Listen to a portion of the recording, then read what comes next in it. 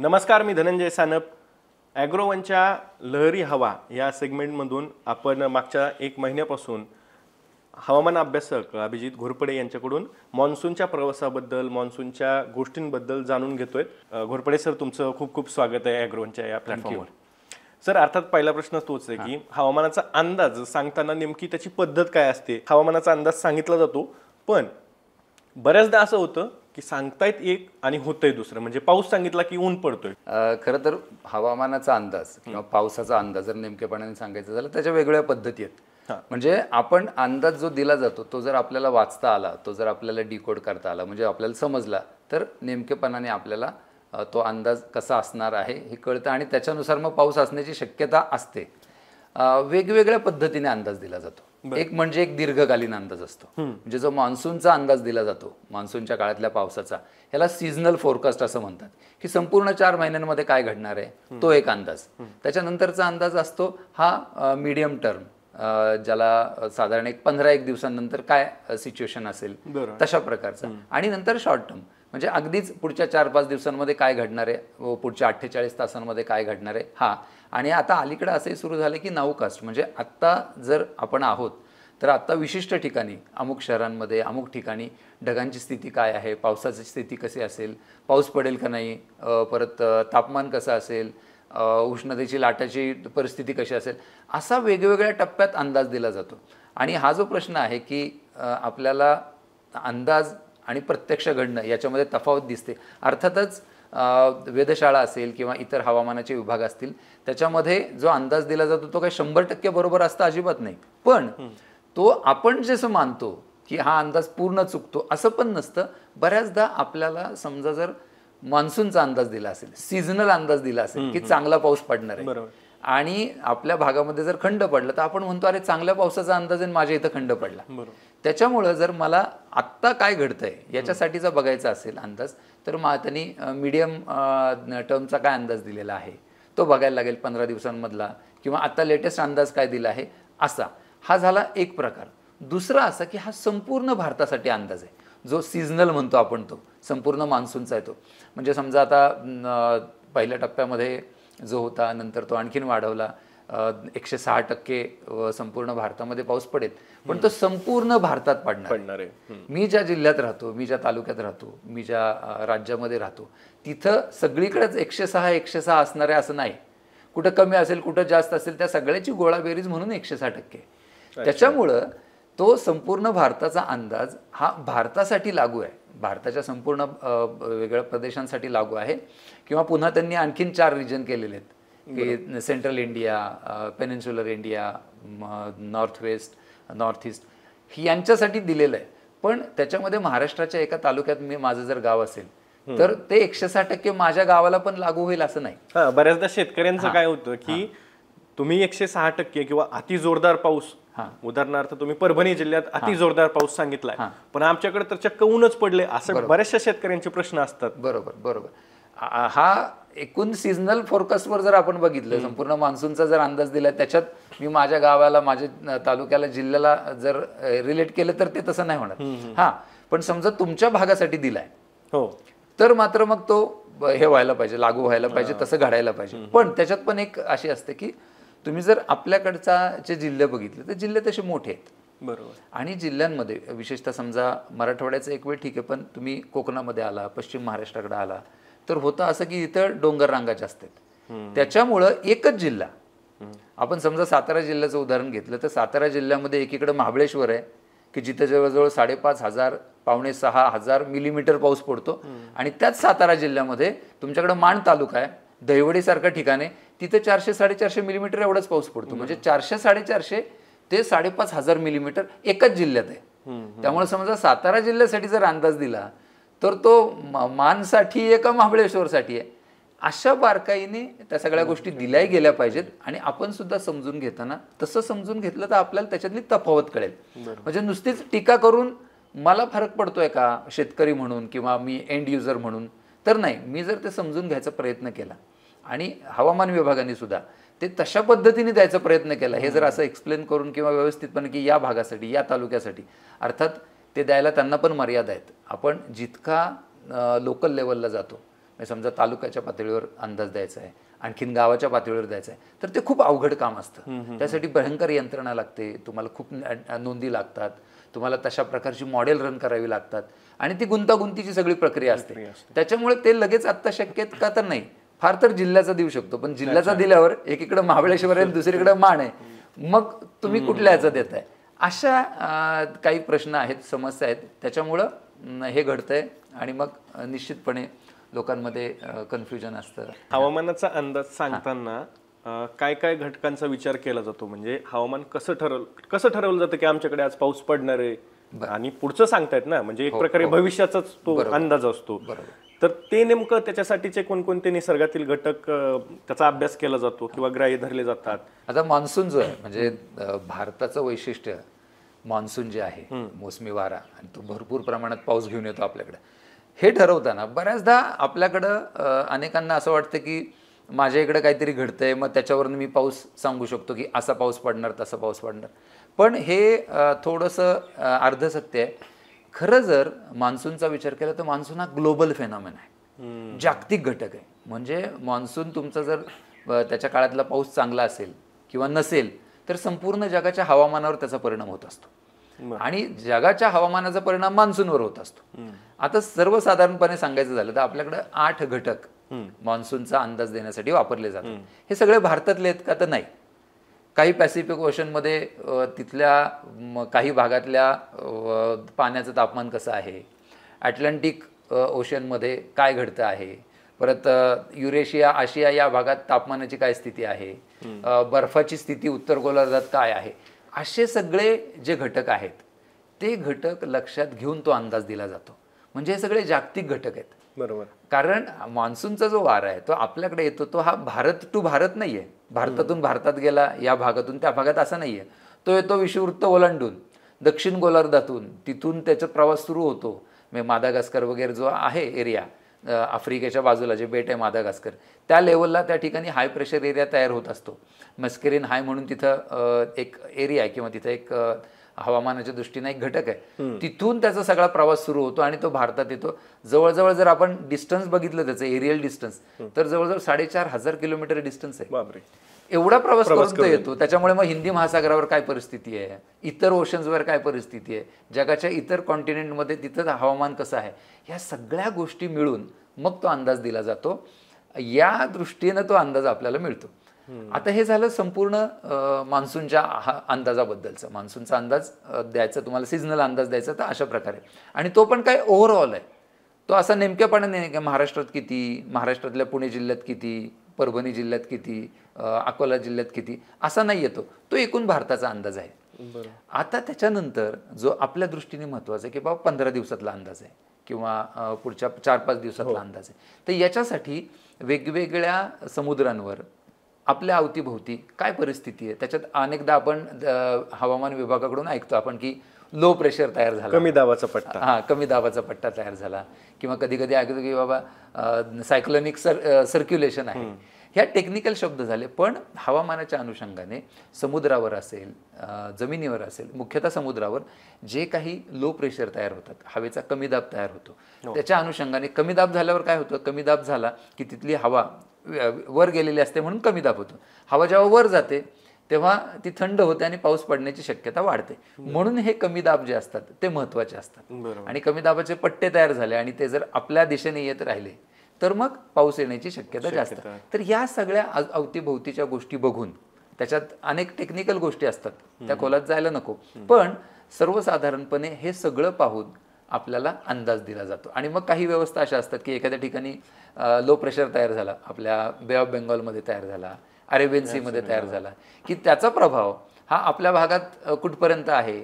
मग त्याच्यात satellite pictures बघतात, वाऱ्याचा वेग कसा आहे, तो पुढच्या 4 दिवसांमध्ये ती जी निर्माण झालेली परिस्थिती ती कुठल्या दिशेने सरकू शकते. या सगळ्या गोष्टींचा अंदाज घेऊन मग आपल्याला तुमच्या भागात पाऊस पडणार का नाही हे दिलं जातं. अर्थात आपण जसं म्हणलं तसा तो अंदाज आहे. बरोबर आहे.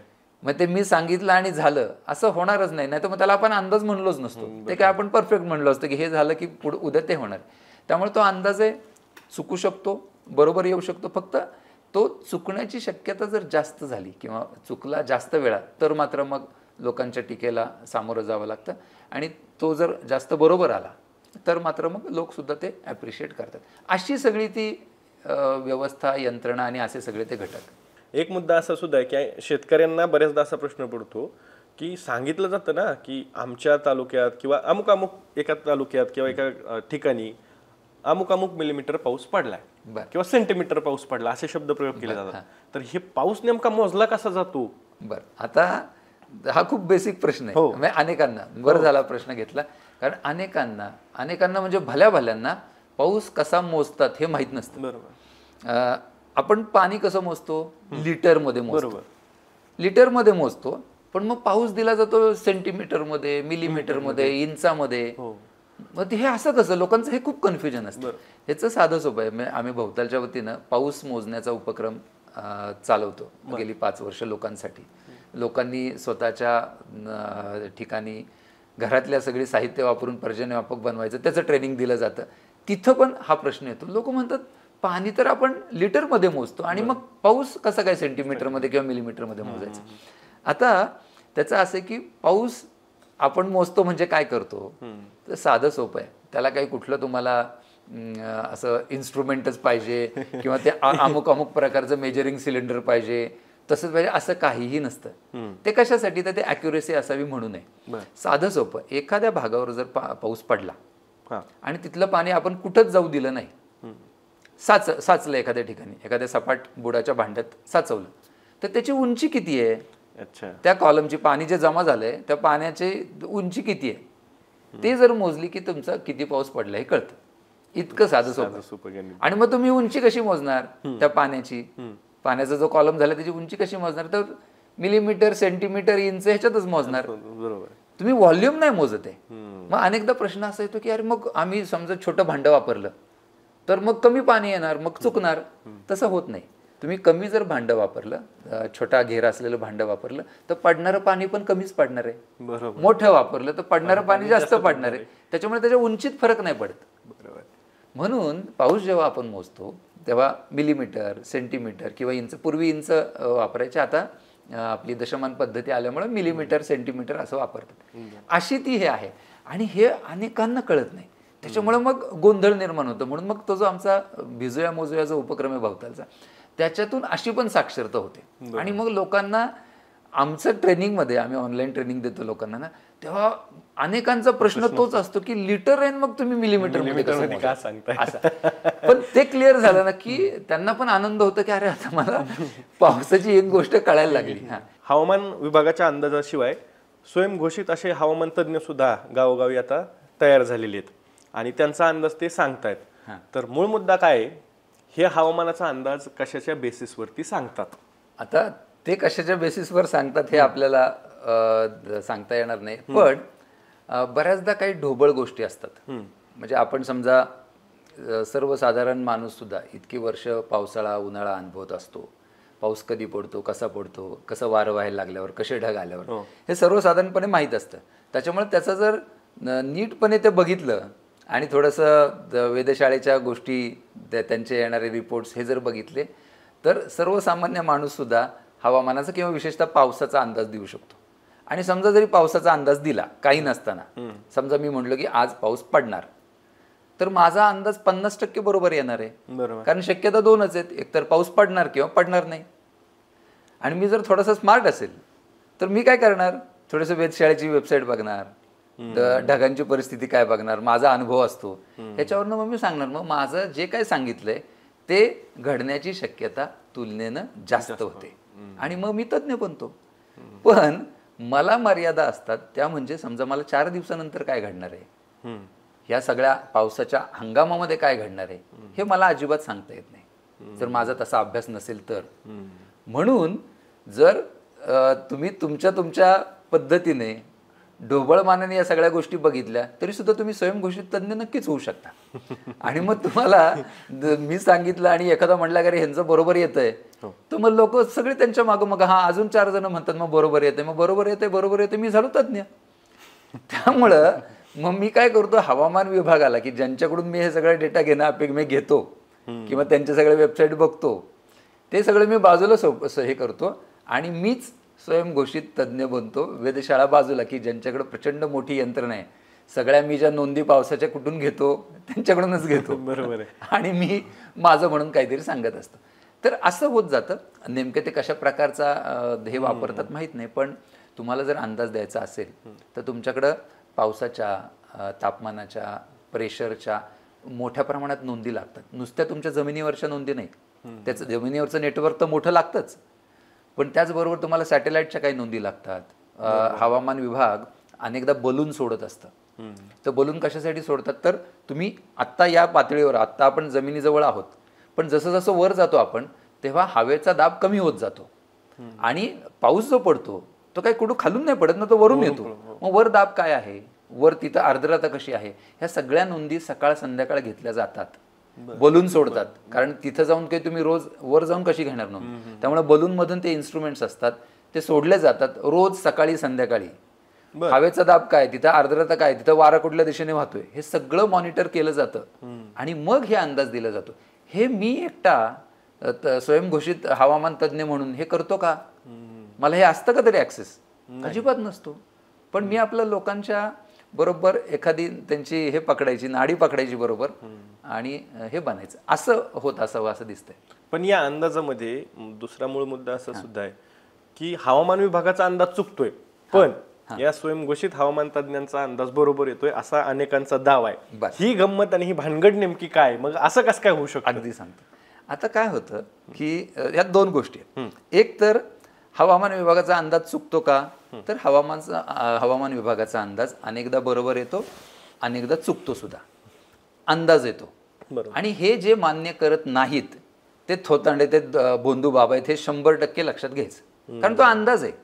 ते काही 2+2 4 नाही. हवामान ही अतिशय गुंतागुंतीची गोष्ट आहे, ती जगभरातल्या वैज्ञानिकांना पण उलगडलेली नाही.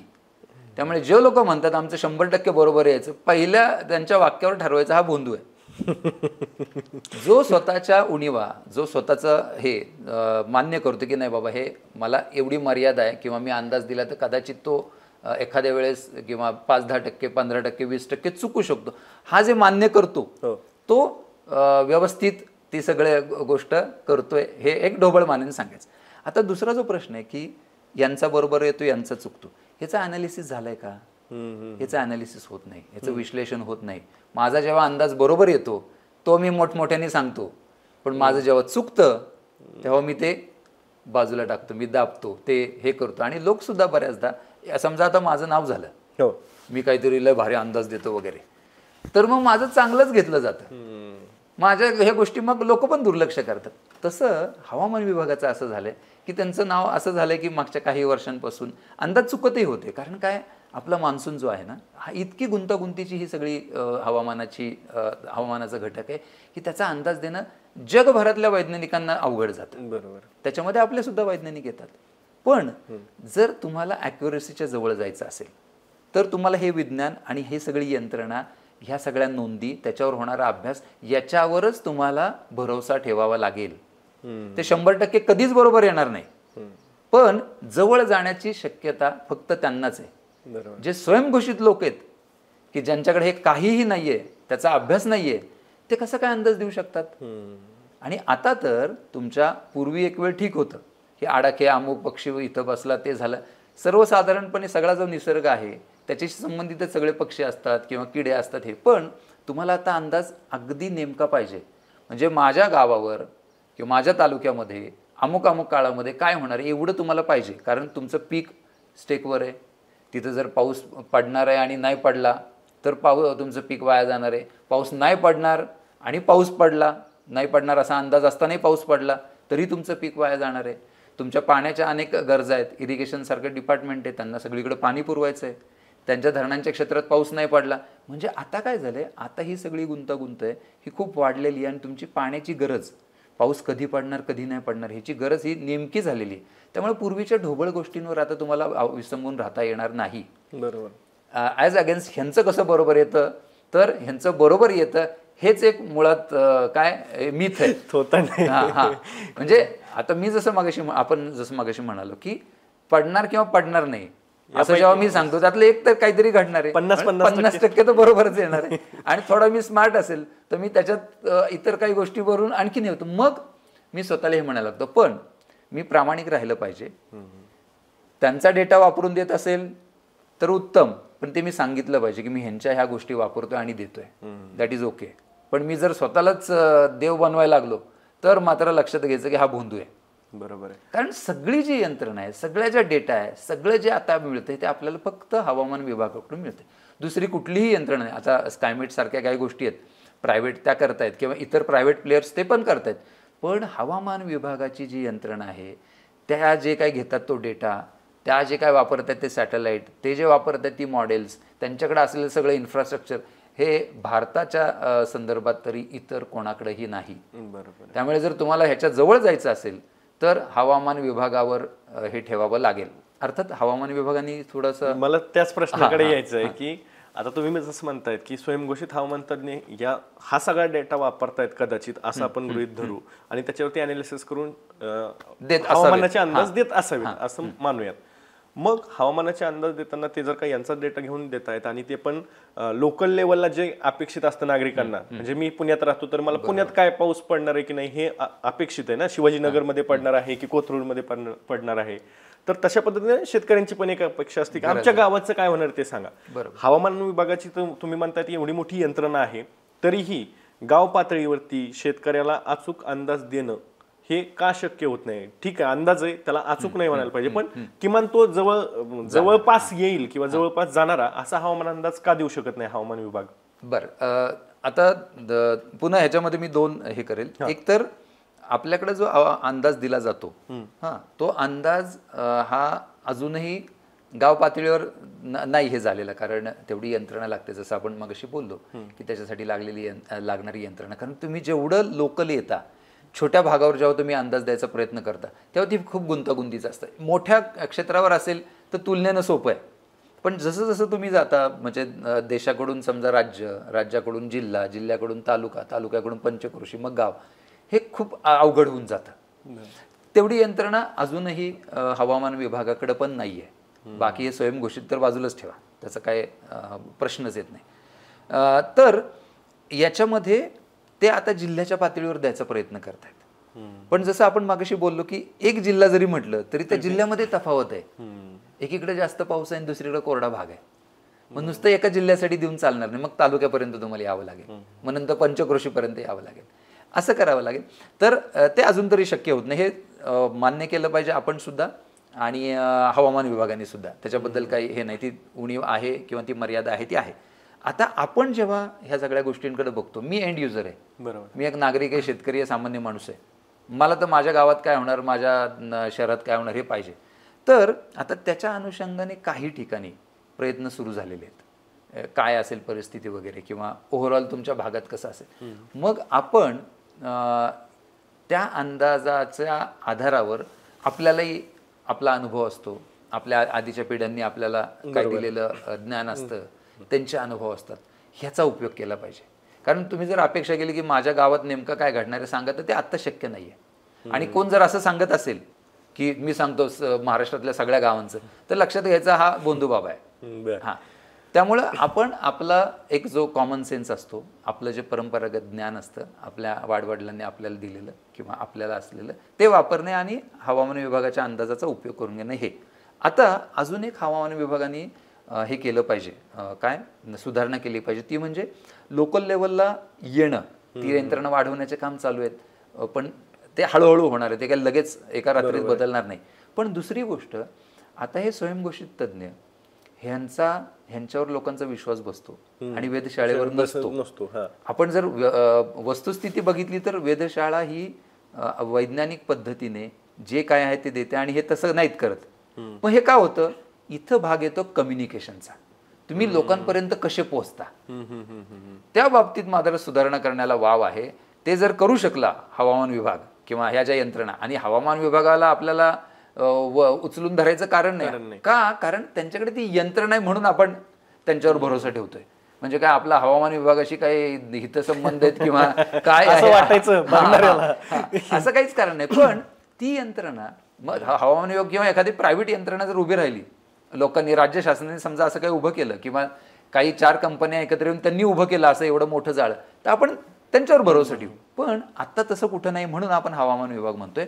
तर त्यांनी ते जे काय करतात हे लोकांपर्यंत पोहोचवलं पाहिजे, त्यांच्या भाषेत पोहोचवलं पाहिजे.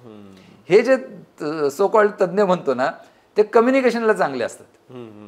लोकांना कुठली भाषा कळते बरोबर त्या भाषेत देणार. पण काय देतोय हे माहित नाही त्या भाषेत. तर हवामान विभागाने सुद्धा अशा प्रकारच्या कम्युनिकेटर्सचा उपयोग करून घेऊन, म्हणजे असे नव्हे, त्यांनी कशा प्रकारे संवाद साधू शकतो लोकांशी, लोकांना विश्वासात कसं घेऊ शकतो. कारण हे सगळं कशासाठी करतायत, ते काय त्यांना ते करून काय करणार, शेवटी तुमच्या माझ्यासाठीच केलं पाहिजे ना त्यांनी.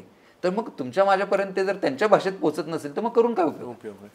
त्याच्यामध्ये सुधारणा करण्याला प्रचंड वाव आहे. ते जर केलं तर मला वाटतं मग ही जी गॅप आहे, आणि स्वयंघोषित हवामान तज्ज्ञ जे आहेत ते त्यांची जागा लोकच त्यांना दाखवतात.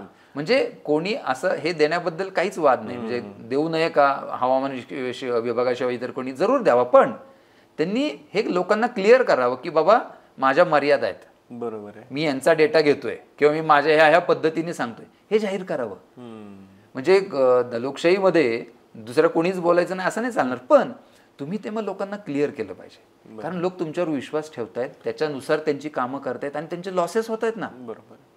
म्हणजे त्यांचं सगळं पीक असेल किंवा इतर नियोजन हे कोसळत असेल तर तुम्ही जबाबदारीने बोललं पाहिजे. त्यांना सांगितलं पाहिजे मी कसं देतोय, का देतोय, त्याच्या मागं काय शास्त्र आहे, त्याच्या मागं काय डेटा आहे, त्याच्या मागं मी काय मॉडेल वापरतोय. हे जाहीर न करता मला मनाला आलं म्हणून दिलं असं कसं चालेल. बरोबर. लोकांचे स्टेक आहेत ना त्याच्यामध्ये. बरोबर. एवढं जर प्रामाणिकपणा तुमच्यापर्यंत असेल तर मग जरूर द्या. पण ते न करता मी नुसतंच मला स्वतःला देव बनवून घ्यायचं हे नाही चालणार. लोकांचे सगळे लॉसेस होत आहेत ना, म्हणून. नाही तर काय आपल्याला त्यांच्याबद्दल काही ना प्रेम ना द्वेष काय कारण आहे ना. पण हे जर अशी परिस्थिती असेल तर मग आपण बोललं पाहिजे, म्हणून आपण हा विषय बोलतो. मान्सूनचं पावसाच्या पलीकडचं वैशिष्ट्य किंवा त्याची व्याप्ती नेमकी किती आहे याच्याबद्दल सांगा. अगदी खूप महत्त्वाचा भाग आहे हा. कारण मान्सून म्हणलं की आपण पाणी, पाऊस, शेती, धरणं हे सगळं बघतो, पण त्याच्या पलीकडं मान्सूनने आपल्याला एवढं काही दिलंय ते जर लक्षात घेतलं तर आपल्याला या मोसमी वाऱ्यांचं आपण काय देणं लागतो हे लक्षात येईल. एक गाणं होतं मागं की ये देश है दुनिया का गहना, एका गाण्यातली ही ओळ आहे. तर त्याला जर आपण दागिना म्हणत असू या संपूर्ण जगाचा आपल्या देशाला, तर तो दागिना घडवणारा कलाकार तो मान्सून आहे. एवढा महत्त्वाचा मान्सून आहे. कसा, तर आपण पाणी, शेती, धरणं याच्याबद्दल बोललोच. ह्याच्या पलीकडे जाऊन जर लक्षात घ्यायचं असेल तर मान्सूनचे वारे जे आहेत त्यांच्यामुळं आपल्याला प्राचीन काळापासून देवाणघेवाण शक्य झाली. म्हणजे तुम्हाला जर इतर भागांशी तुमचा जर संपर्क करायचा असेल तर तुम्हाला एकतर रस्त्याने जावं लागायचं पूर्वी, जमिनीवरून तुम्ही जाणार, किंवा दुसरं कुठलं तर जलमार्गाने समुद्र प्रवाह ओलांडून तुम्हाला जायला लागणार. इतर देशांमध्ये जायचं, इतर भागात जायचं तर जमिनीवरून जायला तुम्हाला मर्यादा असतात. बरोबर. एवढं चालत जायचंय, मग तुम्हाला काय जनावरं लागणार, ते सगळं माल तुमचा लादून नेण्यासाठी वगैरे. पण जर तुम्हाला समुद्रावरनं जाता आलं तर तुमचा जो प्रवास आहे, तुमचा जो व्यापार आहे, तुम्हाला जो माल इकडं तिकडं न्यायचा, ने आण करायची, हे सोपी होऊन जाते. पण मग त्यावेळेस तुमच्याकडे काय इंजिन नाही आहेत. आपण प्राचीन काळातला विचार करतोय, इंजिन नाही आहेत, तुमच्याकडे कुठलं फ्युएल नाही आहे, फॉसिल फ्युएल नाही आहे, ना तुमच्याकडे पेट्रोल आहे, ना डिझेल आहे, ना काय. तर मग कसं करणार. मग त्यावेळेस जे फ्युएल होतं ते म्हणजे वारा. अच्छा. शिडाच्या नावा त्याच्यामध्ये तो वारा भरायचा आणि प्रवास करायचा. त्याच्यात रिस्क होती, त्यात बराच वेळ जायचा, ते होतंच. पण भारताच्या दृष्टीने जेव्हा मान्सूनचे वारे तर आपल्याला माहिती की विशिष्ट काळात भारताकडे येतात आणि विशिष्ट काळात माघारी जातात. समजा आपण आफ्रिकेचा विचार केला, इथिओपिया वगैरे तिकडून, किंवा तुमचा रेड सी जो आहे, लाल समुद्र, तिथपासून समजा तुम्हाला इकडे यायचं, भारतामध्ये यायचं आहे, तर विशिष्ट काळामध्ये जर तुम्ही प्रवास सुरू केला तर तुम्ही एक 40-45 दिवसात पोहोचता. पूर्वीचं सांगतोय मी. आणि तसंच जर तुम्ही विरुद्ध दिशेने गेलं तर तेवढ्याच काळात पोहोचता. समुद्रावरून तुम्हाला यायचं असेल तर तुम्हाला जेवढा काळ तुम्ही प्रवास करणार आहे तेवढ्या काळाचं खाणं, पाणी हे तुमच्यासोबत लागणार आहे. नाही तर समुद्रात तुम्हाला काय मिळणार, प्यायला पाणी पण नाही मिळणार. तर हे सगळं लादून नेण्यासाठी माझा जर प्रवासाचा वेळ जर कमी असेल तर मी बरोबर ते अंतर पार करणार. आणि हे जेव्हा वारं आपल्याला, मान्सूनच्या वाऱ्यांचा अंदाज माणसाला आला की हे या दिशेने वाहत असतं, त्या दिशेने मग आपला व्यापार जो आहे हे जेव्हा कळलं तेव्हा मग आपला व्यापार मोठ्या प्रमाणात वाढला आणि ह्या वाऱ्यांमुळेच खरं तर आपण आपला सागरी व्यापार वाढवू शकलो, करू शकलो. आता ह्या व्यापाराने आपल्याला काय दिलंय? तर व्यापाराने प्रचंड देवाणघेवाण झाली. म्हणजे संपूर्ण जगभरात भारतातले जे मसाले आहेत, लवंग, दालचिनी, मिरी, तुमची जायफळ, हे सगळं जे काय ना, हे सगळं जगभरात पोहोचत होतं हे ह्या सागरी व्यापारामुळे. याच्या मार्गे रस्ते मार्गाने पण जायचं, पण त्याला मर्यादा होत्या. या व्यापारामुळे ते जगभर पोहोचणं शक्य झालं. आणि मग त्या सगळ्यामध्ये महत्वाचा फॅक्टर काय? वारा, मान्सून. मान्सूनच्या काळात यायचं, येणाऱ्या आणि जातोय तेव्हा जायचं. हे जेव्हा नंतर अर्थात त्याच्या पलीकडे व्यापार लोक करत होते, पण याच्यामुळे तुमच्या व्यापाराला गती मिळाली. तुमच्याकडे लोक यायला लागले, इथून बाहेर जायला लागले. जेव्हा एक्सचेंज होतो, जाणं येणं होतं ना, तेव्हा तुमचा समाज, तुमचा प्रदेश, तुमचा देश हा विकसित होत असतो. बरोबर आहे. कधीही तुम्ही आयसोलेशन मध्ये मी माझा एकटा, माझा देश आहे, मी ग्रेट आहे असं म्हणून तुम्ही मोठे होत नाही. तुम्ही जेव्हा घेवाण करता, दिलंय काहीतरी, घेतलंय काहीतरी, तुमच्याकडे मग तंत्रज्ञान येतं, विज्ञान येतं, तुमचं बाहेर जातं, तुमच्याकडे वेगवेगळे विचार येतात, वेगवेगळे लोक येतात. ते लोक एकटे येत नाहीत, त्यांच्याबरोबर काहीतरी गोष्टी घेऊन येतात. आपले लोक इकडून तिकडं जातात, ते काहीतरी घेऊन जातात. ही जी देवाणघेवाण होते ती मानवी संस्कृतीला सुद्धा समृद्ध करत असते. आणि हे या वाऱ्यांमुळे झालेलं आहे. त्याच्यामुळं एकूण व्यापाराच्या दृष्टीने तर याचा प्रचंड उपयोग झाला. आपल्याला माहित असतं, आपण अरेबियन सी मधला किंवा इंडियन ओशन मधला व्यापार माहित असतो, पण असा बे ऑफ बेंगॉल मधनं सुद्धा आपण दक्षिणेकडच्या अनेक राज्यांनी किंवा पूर्वेकडच्या अनेक राज्यांनी याच्यापर्यंत हे जे आपले आशियान कंट्रीज जे आहेत, म्हणजे तुमचं थायलंड असेल, कंबोडिया असेल, व्हिएतनाम असेल, हा जो भाग आहे तिकडे त्यांचा प्रचंड व्यापार होता त्या काळात सुद्धा. आणि ते सुद्धा कशावर शक्य झालं? मान्सूनच्या वाऱ्यांवरच. म्हणजे तो मान्सूनच्या वाऱ्यांनी तो एक्सपर्टाईट केला, तो जास्त त्याचा वेग वाढवला. अशा प्रकारे खूप मोठ्या प्रमाणात या वाऱ्यांचा प्रभाव आहे. म्हणजे नुसतं पाणी देणं, पाऊस पाडणं एवढंच नाही, ते तर महत्वाचं आहेच आहे, पण त्याच्या पलीकडं अशा प्रकारचा हे आहे. यातला तर यातला एक महत्वाचा मुद्दा ज्याच्याबद्दल तुम्ही म्हणालात की देवाणघेवाण होती. आता देवाणघेवाण ज्यावेळेस दोन देशांमध्ये किंवा विविध राष्ट्रांसोबत होते त्यावेळेस ती फक्त व्यापाराचीच होत नसावी, ती त्याला वेगवेगळे आयाम सुद्धा असतात. तर यामध्ये भारताच्या लोकजीवनावरती किंवा संस्कृतीवरती या मान्सूनच्या वाऱ्याने नेमका कसा प्रभाव टाकलेला आपल्याला पाहायला मिळतो? भरपूर टाकलेला आहे. म्हणजे आता जसं व्यापाराच्या निमित्ताने लोक येतात किंवा माल येतो, वेगवेगळ्या प्रकारच्या वस्तू येतात, पण नुसत्या वस्तू राहत नाहीत ना. ती वस्तू येते, ती संस्कृती घेऊन येते. बरोबर. म्हणजे आश्चर्य वाटेल ऐकून, भारतामध्ये सातवाहनांच्या काळात 2000 किंवा 2200 वर्षांपूर्वी आपला महाराष्ट्राच्या संदर्भात पण येते, कारण सातवाहनांचं बरंचसं राज्य महाराष्ट्रात होतं आणि नंतर मग इतरत्र ते पसरलं. तर त्या काळामध्ये आपल्याकडं रोमवरून सर्वात जास्त काय यायचं? काय आपल्याकडे यायची वाईन. अच्छा. वाईन यायची विशिष्ट भांड्यांमध्ये वगैरे. आपल्याकडून मसाले जायचे, आपल्याकडून मोर जायचे, आपल्याकडून पाळीव प्राणी, हिंस्र प्राणी जे ते जायचे. अच्छा. अशी देवाणघेवाण होत होती. आता वाईन आली तर ती वाईन एकटी येत नाही, ती त्याचं कल्चर घेऊन येते. बरोबर. हे वस्तूबद्दल झालं, पण माणसं पण येतात. तसे भारतामध्ये वेगवेगळे विचार आले, वेगवेगळे धर्म आले. आपल्याकडचे विचार बाहेर गेले. बौद्ध धर्म हा जसा जमीन मार्गे इतरत्र पसरला, पण श्रीलंकेत कसा गेला, थायलंडमध्ये कसा गेला, व्हिएतनाममध्ये कसा गेला, तो सागरी मार्गेच गेला ना. आणि त्याच्यामध्ये ह्या वाऱ्यांचा हे सगळं पोहोचवायला उपयोग होताच. तर हे सगळं होत असतं भारताबद्दल. आताच मान्सूनच्या भोवतालच्या केरळ मान्सून इको टूर एक असते, त्याच्यासाठी मग केरळला जाऊन आलो. अनेकदा जात असतो. तर या वेळेला मुद्दाम आम्ही तिथं मुझारीस नावाचं एक जुनं बंदर होतं केरळमध्ये. आता त्रिशूर जिल्ह्यामध्ये ते कोंडनगलूर नावाचं एक ते ठिकाण आहे. मुझारीस हे जुनं नाव त्याचं. तर त्या ठिकाणी त्या मुझारीसमध्ये जुनी मंदिरं आहेतच, पण मुझारीसमध्ये भारतातली सर्वात जुनी मशीद आहे. अच्छा. 629 AD. बापरे. 1400 वर्षांपूर्वीची मशीद. पेरुमल नावाचा राजा तिथला, तो भारावला गेला. त्याला त्या काळात याच्याबद्दल, इस्लामबद्दल आकर्षण होतं. मग तिथं गेला, त्यांनी इस्लाम स्वीकारला, इकडं आला, मशीद बांधली. ती मंदिरासारखी दिसायला दिसते बाहेरून, कारण आर्किटेक्चर इथलंच ना. बरोबर आहे. तर हे त्या मान्सूननी दिले. तसंच ख्रिश्चनिटी, म्हणजे येशू ख्रिस्ताचे जे काही 12 शिष्य किंवा काय, ते काहीतरी मी तो शब्द विसरतोय, पण ॲपॉस्टोल्स असं काहीतरी तो शब्द आहे. ते जगभर पसरले. त्याच्यातला जो एक आहे ना तो मुझरीसला आला. अच्छा. कधी आला? AD 54, म्हणजे साधारण एक 2000 वर्षांपूर्वीचा काळ. हे कशामुळे शक्य होत गेलं? तो व्यापार, त्याच्याबरोबर लोक येत आहेत. जसं हे आलं तसं बौद्ध धर्म बाहेर गेला, आपले विचार अनेक बाहेर गेले, आपलं विज्ञान बाहेर गेलं, तंत्रज्ञान बाहेर गेलं, तिकडचं आलं. हे जे काही एक्सचेंज होत असतो याला मान्सूनने खूप मोठा आधार दिलाय. हे झालं येणं जाणं. आता आपल्या देशाचा जर विचार केला तर आपल्या देशातली सणवार असतील किंवा आपल्या रीती असतील, आपले पेहराव असतील परंपरागत, हे सगळं कशावर अवलंबून आहे? तुमच्या हवामानावर. तुमचा पाऊस कधी येणार, पाऊस किती असणार. आता दक्षिण भारतामध्ये लुंगी का, आपल्याकडे धोतर होतं का? कारण जर तुम्ही उष्ण प्रदेशात असाल तर तुम्हाला हे सगळे पॅन्ट शर्ट कसं जमणार?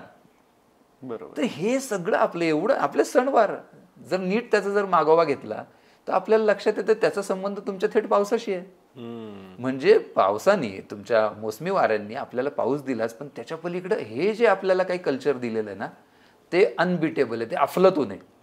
ते जर शांतपणे आपण बघितलं, प्रत्येक गोष्टीमध्ये, आपल्या जगण्याच्या प्रत्येक गोष्टीमध्ये कुठं ना कुठं हवामान आणि मान्सून याचा तुम्हाला धागादोरा सापडतोच. बरोबर आहे. तसं बघितलं तर आपल्याला कळतं ह्याची व्याप्ती किती आहे. म्हणून मी जे म्हटलं ना की ये देश है दुनिया का गहना, त्या दागिन्याला घडवणारा कलाकार हा मान्सून आहे. इतकं त्याचं सगळं व्यापक आहे. याच्यामध्ये सर खाद्य संस्कृतीचा पण एक भाग असणार ना, म्हणजे मान्सून जसा येतो, आता तमिळनाडू, केरळ हा भाग जर का आपण बघितला दक्षिणेतला, तर तिथे भात हे प्रमुख पीक. बरोबर. आपण जर का महाराष्ट्र बघितला तर हा थोडा कोरडवाहू भाग, पावसाचं प्रमाण कमी. तर आपली खाद्य ज्वारी, बाजरी या पद्धती, काही भागात भात, वर गेलं की आपण गहू आपल्याला. तर याच्यावरती सुद्धा मान्सूनचाच मग निश्चितपणे फरक आहे, निश्चितपणे आहे. कारण तुमच्या हवामानावरच तुमची पिकं ठरणार आहेत, तुम्हाला कधी पाणी उपलब्ध होतं वगैरे. अजून एक गोष्ट, आता ह्या खाद्य संस्कृतीच्या अनुषंगाने निघालं, आता हे सगळा व्यापार, गोष्टी येत आहेत जात आहेत, लोक येत आहेत जात आहेत, त्यांच्याबरोबर काय काय येतं ना.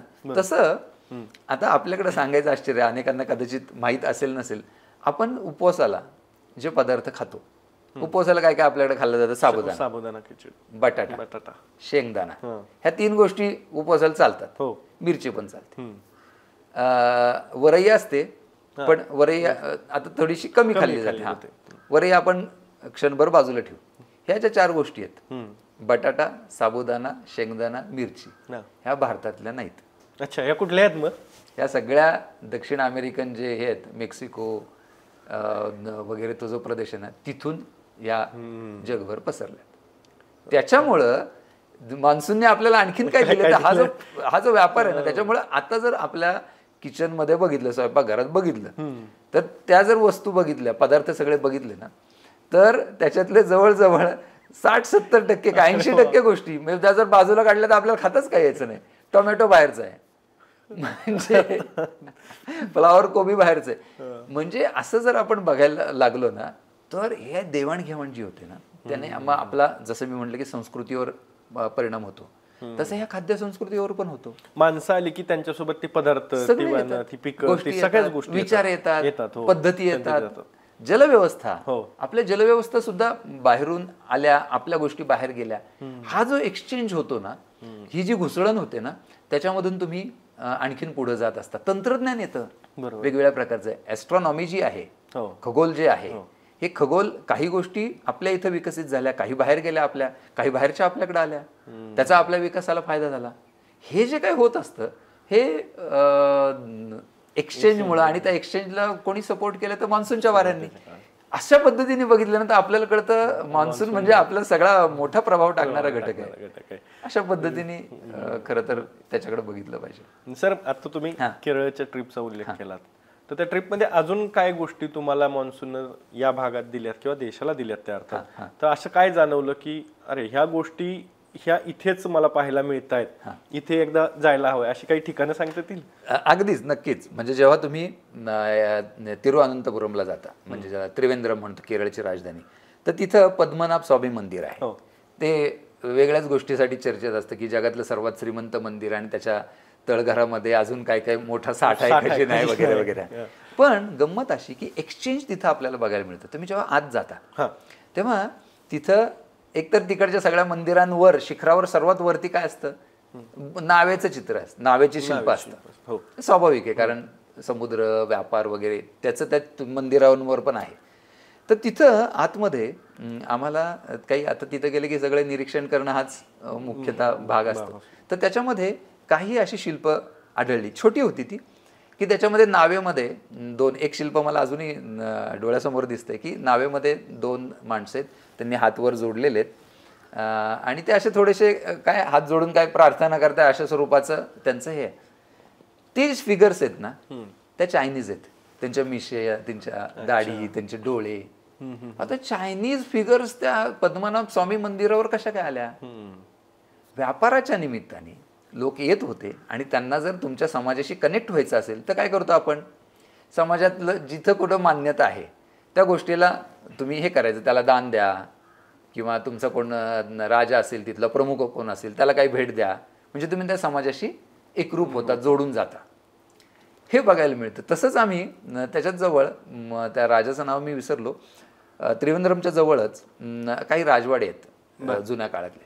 तर त्याच्यामध्ये एक तो जो राजवाडा आहे त्याच्यामध्ये तेव्हाचा जो कोण राजा असेल तो भरपूर दानधर्म करणारा, तर त्याचे 2 हॉल आहेत. तर जवळजवळ 1000 लोकांच्या जेवणावळी असायच्या, जे गरजू येतील त्यांना जेवण. खाली एक वर एक असे 2 प्रचंड मोठी दालनं आहेत 2 मजल्यावर, 1000 लोक वर, खाली 2000 लोक रोज जेवायचे. तिथं लोणची ठेवण्यासाठी जार आहेत, म्हणजे बरण्या असतात ना, बरण्या. आता आपल्याकडे ते सट असायचे पूर्वी लोणची, त्याच्यात चिनी मातीचे, तर तसे मोठे रांजण असल्यासारखे. ते कुठले आहेत? ते चायनीज आहेत. त्या राजाच्या बेडरूम मध्ये ज्या खुर्च्या आहेत त्याला गिफ्ट आलेल्या आहेत त्या चायनीज आहेत. हे कशामुळं? तो व्यापार, ती देवाणघेवाण, अशा अफलातून गोष्टी आहेत. हे कोडंगलूर जे आहे मुजारीस जुनं, तिथं तर तुम्हाला 3ही धर्म, त्याची जुनी सगळी गोष्टी तिथं बघायला मिळतात एकाच ठिकाणी, काही अंतरावर. आणि ते सगळे एकमेकांमध्ये छानपैकी हेऊन गेलेले आहेत, कारण तिथं जे धर्म आले ते आक्रमण म्हणून नाही आले, तिथं ते व्यापारासाठी आले, देवाणघेवाणीसाठी आले. हे जे काही एकजिन्सीपणा आहे ह्या माणसांनी तो सुद्धा दिलाय ना आपल्याला. बरोबर. हे सगळं तिथं केरळच्या निमित्ताने बघायला मिळतं. आणि मग अशा पद्धतीने तुम्ही तो प्रदेश बघितला तर मग तुम्हालाच कळतं, अरे हा मान्सून नुसता पावसापुरता नाहीये, त्याच्या पलीकडे प्रचंड मोठा घटक आहे. हे सगळं तुम्हाला बघायला मिळतं. आणि केरळला इतर भारताच्या सगळ्या भागात बघायला मिळतं, पण केरळला कसं तिथं बऱ्याच मोठ्या प्रमाणात येणं झालं, तिथून मान्सूनला सुरुवात होत असते भारताच्या मुख्य भूमीत, त्यामुळे तिथे ह्या सगळ्या गोष्टी खूप मोठ्या प्रमाणात बघायला मिळतात. अभिजित घोरपडे सरांनी आपल्याला सविस्तर आपल्यासोबत चर्चा केली, त्यांचे अनुभवही मांडले. सर, तुम्ही वेळ दिलात त्याबद्दल खूप खूप धन्यवाद. तुम्हाला याच्याबद्दल आता काय वाटतंय ते कमेंट बॉक्समध्ये नक्की सांगा. तुम्हाला मान्सूनच्या या गोष्टी माहीत होत्या का तेही नक्की सांगा. सर, आपण नक्कीच पुढच्या भागात भेटूयात. तोवर धन्यवाद.